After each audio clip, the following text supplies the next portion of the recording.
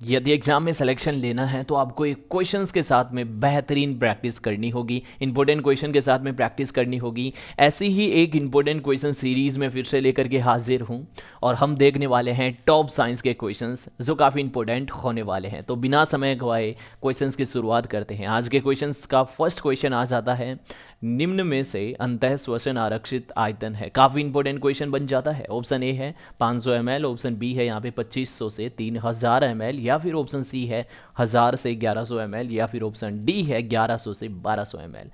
तो यदि आपका जवाब ऑप्शन नंबर बी है, बिल्कुल सही जवाब है। अंतः श्वसन आरक्षित आयतन जिसे कहा जाता है IRV यानी इंस्पायरेटरी रिजर्व वॉल्यूम, काफ़ी इंपॉर्टेंट बन जाएगा। ऑप्शन ए पे थोड़ा सा गौर कीजिएगा, इसे कहा जाता है टीवी यानी टाइडल वॉल्यूम, और जिसे जवारी आयतन के नाम से जाना जाता है। डायरेक्ट क्वेश्चन पूछा जाएगा भैया, याद कर लेना, काफ़ी इंपॉर्टेंट बन जाता है। नेक्स्ट यहाँ पे IRV जो कि 2500 से 3000 ml है, और सी की जब बात करें यानी 1000 से 1100 ml, इसे कहा जाता है ERV यानी एक्सपायरेटरी रिजर्व वॉल्यूम, काफ़ी इंपॉर्टेंट है, वही श्वसन आरक्षित आयतन। और ऑप्शन डी को देखिएगा 1100 से 1200 ml, 1100 से 1200 जो ml होती है इसे कहा जाता है रेसिड्यूअल वॉल्यूम यानी अवशिष्ट आयतन। सारे आयतन आपको याद रखने हैं, कोई भी क्वेश्चन एग्जाम में पूछा जाए मस्त तरीके से आप जवाब दे देना। नेक्स्ट क्वेश्चन सेकंड है कि भैया टीबी रोग के परीक्षण के लिए कौन सा टेस्ट किया जाता है। ऑप्शन ए है मोन्टेक्स टेस्ट, या फिर ऑप्शन बी है PCR, ऑप्शन सी है विडाल टेस्ट, या ऑप्शन डी है एलिसा टेस्ट।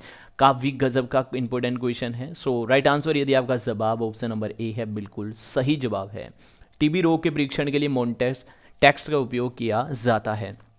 PCR की बात करें तो ये DNA का एम्प्लीफिकेशन यानी DNA का संख्या बढ़ाने में, गुणन करने में सहायक होता है। विडाल टेस्ट की बात करें तो ये टाइफाइड रोग के टेस्ट किया जाता है, और एलिसा टेस्ट की बात करें तो ये एड्स के रोग की जांच के लिए किया जाता है। एक बात इंपॉर्टेंट याद रखिएगा, ये निश्चयात्मक परीक्षण नहीं होता है एलिसा टेस्ट, जो वेस्टर्न ब्लोट टेस्ट होता है वो एड्स के लिए निश्चयात्मक परीक्षण होता है। नेक्स्ट क्वेश्चन थर्ड आ जाता है, काफ़ी इंपॉर्टेंट क्वेश्चन बन जाएगा। एक वस्तु किसी द्रव में आंशिक रूप से डूबकर तैरेगी, कब तैरेगी आंशिक रूप से डूब करके। ऑप्शन ए है यदि वस्तु का भार उत्प्लावन बल से अधिक हो, या फिर ऑप्शन बी है यदि वस्तु का भार उत्प्लावन बल से कम हो, या फिर ऑप्शन सी है यदि वस्तु का भार उत्प्लावन भार के बराबर हो, या फिर ऑप्शन डी है इनमें से कोई नहीं। तो यदि आपका जवाब ऑप्शन नंबर बी है, बिल्कुल सही जवाब है। यदि वस्तु का जो भार है वो उत्प्लावन बल से कम होगा, उस दौरान वस्तु आंशिक रूप से डूब करके तैरेगी। याद रखिएगा, जब भी वस्तु का भार उत्प्लावन बल से अधिक होगा उस दौरान वस्तु डूब जाएगी।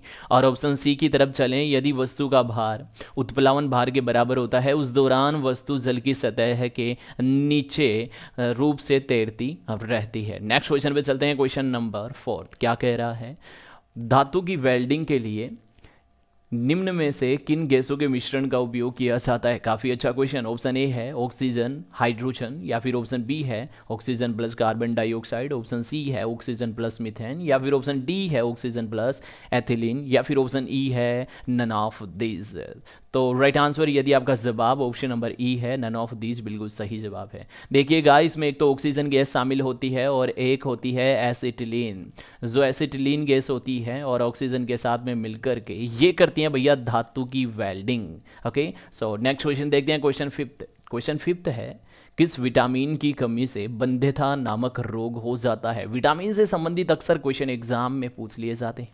ऑप्शन ए है यहाँ पे विटामिन B1, ऑप्शन बी है यहाँ पे विटामिन B3, या फिर ऑप्शन सी है विटामिन B12, या फिर ऑप्शन डी है यहाँ पे विटामिन E। तो यदि आपका जवाब ऑप्शन नंबर ई है यानी विटामिन E है, बिल्कुल सही जवाब है। इससे आ जाती है बंध्यता, इसकी कमी से। देखिएगा, विटामिन ई को कहा जाता है रासायनिक नाम के रूप में टोकोफेरोल। विटामिन B1 की बात करें, विटामिन B1 का रासायनिक नाम है थियामिन, और इसकी कमी की वजह से, विटामिन B1 की कमी की वजह से बेरी नामक रोग हो जाता है। विटामिन B3 की बात करें तो इसे कहते हैं नियासिन, और इसकी कमी की वजह से पेलाग्रा नामक रोग हो जाता है। विटामिन B12 की बात करें तो इसे कहा जाता है साइनोकोबालेमिन, और इसकी कमी की वजह से रक्ताल्पता हो जाती है, रक्त की कमी हो जाती है। नेक्स्ट क्वेश्चन 6 आ जाता है कि भैया निम्न में से कौन एक अग्नाशय एंजाइम नहीं है? ऑप्शन ए है ट्रिप्सिन, ऑप्शन बी है काइमोट्रिप्सिन, ऑप्शन सी है कार्बोक्सीपेप्टाइडेज, या फिर ऑप्शन डी है इनमें से कोई नहीं। यदि आपको भी किसी प्रकार का कन्फ्यूज होता है, यानी कन्फ्यूजन होता है आपकी एग्जाम में कि कौन सा एंजाइम किस ऑर्गन में पाया जाता है, स्टमक में, इंटेस्टाइन में या पेनक्रिया में, तो ऐसे कन्फ्यूजन को दूर करने के लिए मैं कल सुबह वाली क्लास आपके लिए प्रोवाइड कराने वाला हूं, जहां उसको देखने के बाद में आपको कोई कन्फ्यूजन नहीं होगा। काफ़ी इंपॉर्टेंट क्लास होगी। कंपलसरी क्लासेज को अभी सब्सक्राइब कर लीजिएगा ताकि ऐसी इंपॉर्टेंट क्लास आपको मिलती रहे। क्वेश्चन 7 है कि यह किसने बताया कि नई कोशिकाओं का विकास पूर्ववर्ती कोशिकाओं के विभाजन से होता है? ऑप्शन ए है टी स्वान और स्लाइडेन, ऑप्शन बी है रॉबर्ट हुक, या फिर ऑप्शन सी है रुडोल्फ विर्चो, या फिर ऑप्शन डी है पुरकिंजे। तो यदि आपका जवाब ऑप्शन नंबर सी है यानी रुडोल्फ विर्चो, बिल्कुल सही जवाब है। रुडोल्फ विर्चो के द्वारा ही बताया गया कि जो नई कोशिकाओं का विकास है वो पुरानी कोशिकाओं के बारंबार विभाजन से होता है, यानी ओमिनिस सेलुला ईबार सेलुला। नेक्स्ट क्वेश्चन 8 आ जाता है कि निम्न में से कौन सा एक कार्बन का एक क्रिस्टलीय अपर रूप है? ऑप्शन ए है फुलरीन, ऑप्शन बी है काजल, या फिर ऑप्शन सी है चारकोल, ऑप्शन डी है कॉग। तो यदि आपका जवाब ऑप्शन नंबर ए है, बिल्कुल सही जवाब है फुलरीन। बाकी काजल, चारकोल और कॉक ये अक्रिस्टलीय अपरूप होते हैं कार्बन के। क्वेश्चन 9 है अमाशय में जठर रस का स्राव होता है। काफी इंपॉर्टेंट क्वेश्चन बन जाएगा। ऑप्शन ए है भित्तीय कोशिकाओं से, या फिर ऑप्शन बी है पैप्टिक कोशिकाओं से, या फिर ऑप्शन सी है अम्ल कोशिकाओं से, या फिर ऑप्शन डी है गैस्ट्रीन का स्राव करने वाली कोशिकाओं से।